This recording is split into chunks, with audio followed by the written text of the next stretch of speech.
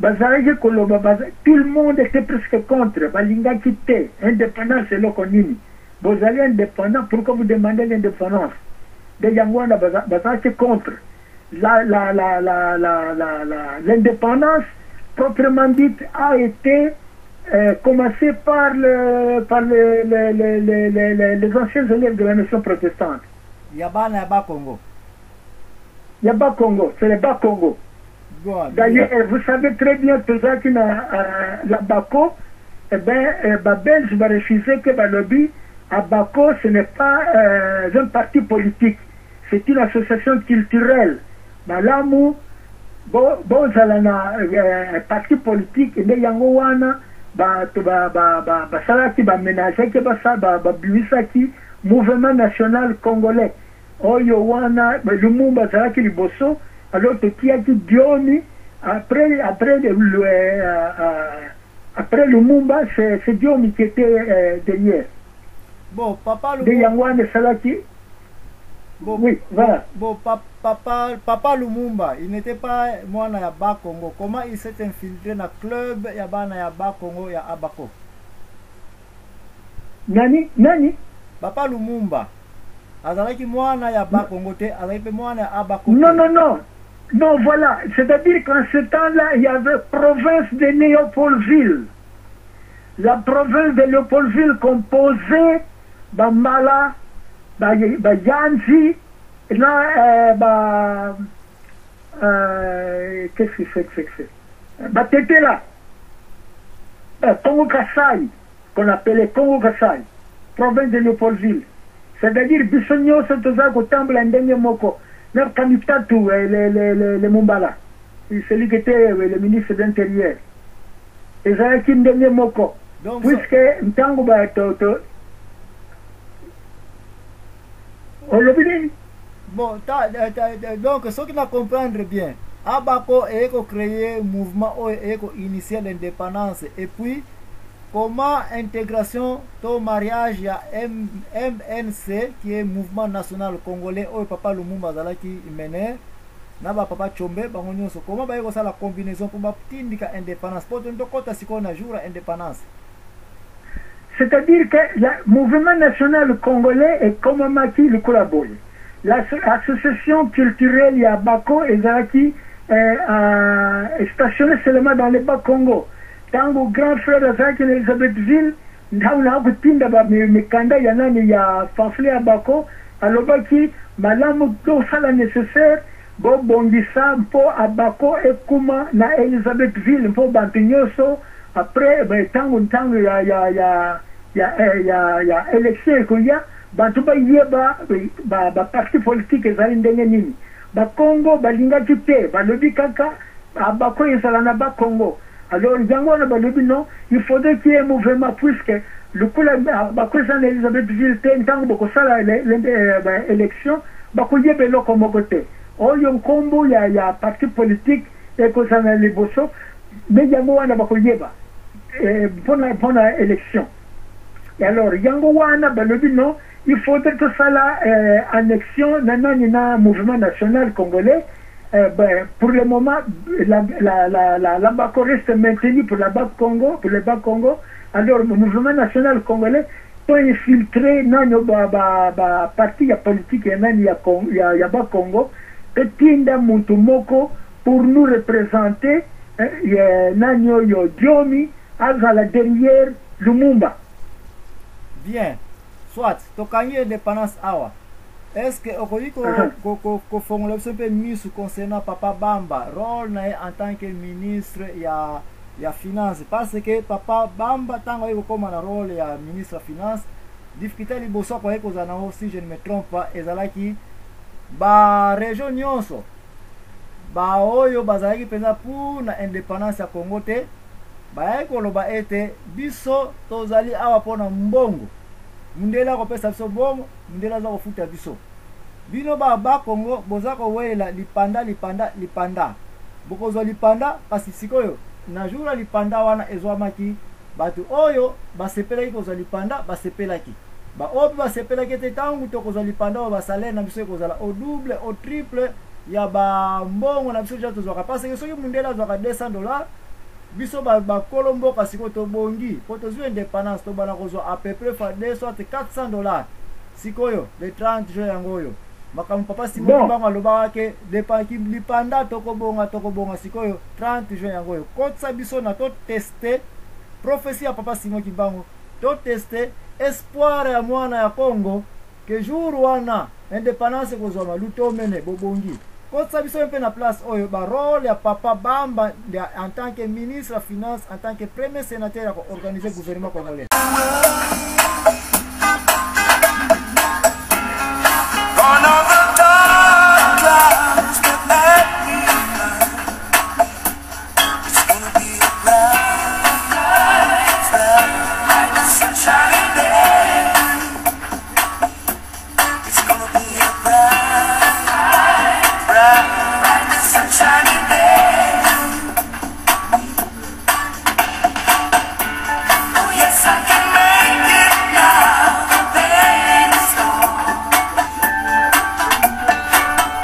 Bande koma bino bozanga kolanda ba programme na biso chaque lundi na 20h30 à Paris, chaque vendredi na 22h30 à Paris, kati na www.radiolisolo.com. oyo ezali frère na bino ndeko na bino Joachim Zambwana kati na émission oyo La Vérité en combinaison avec la radio Lisolo ya Wuppertal na mboka ya Allemagne avec Dana Filipitu. Ndeko na ngai kokende mosika te l'impresario Joachim Zambwana.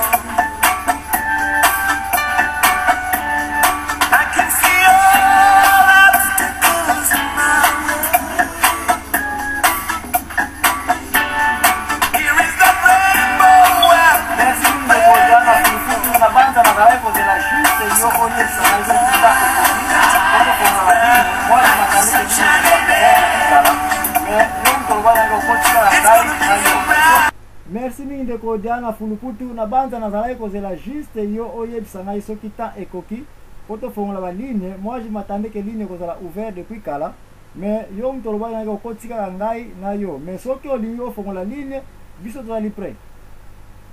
Merci papa na biso émission yo mutu ozali komodere soko lobi ke bandeko tofungoli ligne wana biso toyoki yo, mais soki yo nano lobi te biso tokoki kolobela kote pamba te ezali émission na yo.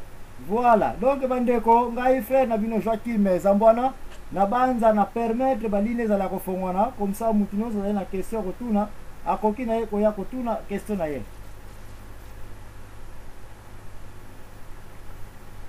Le papa Mawabi zala na ligne bandeko bazana ba question ba poser awa.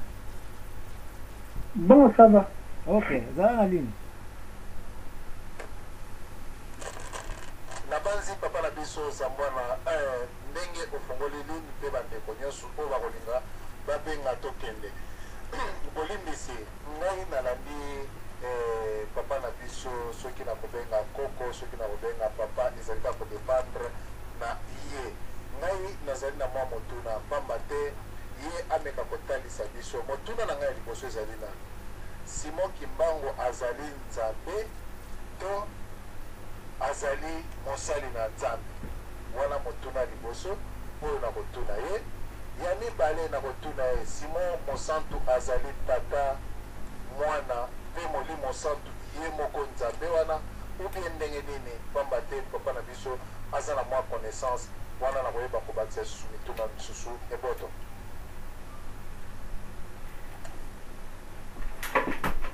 Papa Mawabi Olandi, oui Olandi question. Non, là, vous avez comme madame Té. Mais qu'est-ce qu'il dit? Alobi nini? Bon, alobi boye. Papa Simon Kimbangu azali nzambe to azali nani? Wana 1. Deuxièmement, papa Simon Kimbangu oyo na banza za chef spirituel actuel ya Kamba, n'est-ce pas? Azali Molimo Santu, quelque chose de pareil, n'est-ce pas papa Diana Otuni bongo? Azali Molimo Santu ye moko tata nzambe pe mwana. Papa Tiangani Lankamba, Azali Molimo Santu, pe Nzambe to ye moko tata mwana, quelque chose de pareil. À vous. Bon, voilà. Tata Simon Kimbangu, alobaki, ya Azali Ntumwa, un envoyé de Jésus. Ntumwa, un envoyé de Jésus. Mbikuri, ya Azali Nzambi te, bapesaki ye makambo, Nzambi apesaki ye makambo mpona koloba na bato. Ya Azali Nzambi te, akoki koloba te ye azali Nzambi, me batindaki ye motinda, batindaki ye. Azali Nzambi te, azali ntumwa.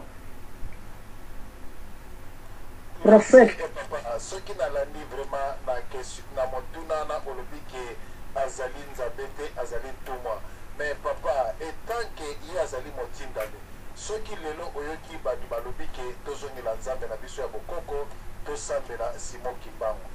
Oyo azali Nzambe ne. Esika na papa, Nzambe ya bokoko batu bakozongela, bakosambela Yesu Kristu oyo atindaki bolimbisi oyo atindaki envoyé na ye Simon Kimbangu na mokili oyo po aya koteya liloba na ye, ou bien tokosambela Simon Kimbangu. Okosambela Simon Kimbangu, okosambela Yesu alobaki, batindi ngai nazali mwana. Tango bokosambela, Nzambi wena kuzulu. Ka Yesu wena kuzulu kome Nzambi wena kuzulu. Papa, ye moko Nzambi. Tata Simon Kimbangu, atiaki makambo na ye na liboso te, alongoli eloko moko te, ati eloko moko na likolo te, me alandaki ndenge batindilaki ye. Alobi batindaki ngai po na lobo makambo Nzambe atindilaki ngai. Ye azali Nzambi te, ye azali mpe longu te, mais seulement azali ntumwa ya Nzambi. C'est comme ayaki nani Yohani ayaki mpona kuteya makambo ya Yesu. C'est comme ça. To kamata soko bapesi yo linzaka kukamata musapi mubimba te. Ozana linzaka. Totala makambo ya Nzambe, tokotila banjoli vert mpona kubongisa makambo te. Tolanda lukula ye moko alobaki. Totala makambo eleki mingi awa boye. Tata Simon Kimbangu amepesaki kombo te. Boloba Tata Simon Kimbangu azali papa te. Tata Simon Kimbangu bakambo wana lebi yango te. Tokeba bakongo tozali na lilikia ya ye moko alobaki, soko bolandi makambo ya ngai, Congo akozala un niveau de tous les pays africains. Ngai nazali awa aux États-Unis na sinamoni Kimbangu tosakana na ye te. Azali Nzambe te, me batindaki ye. Asalaki makambo lokola Nzambe atindilaki ye. Makambo ya abikolaki emonani. Yo olobi makambo kitoko. Mais sikoyo ngai na kotuna na bonko Kriste nyonso tu lokola bandeko na biso ba Kongo alenga, bandeko na biso bato pei mwana mbita nkanga oyo bazali kobungisa bato na makambo ya lokuta awa na kati na diaspora ya bokoko.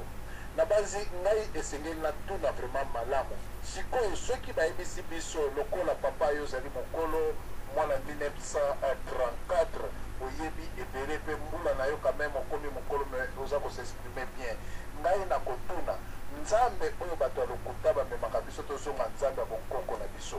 Est-ce que papa yo koyebisa biso Nzambe ya bonkoko na biso ya bayindo ezali nani? Na connaissance na yo eboto.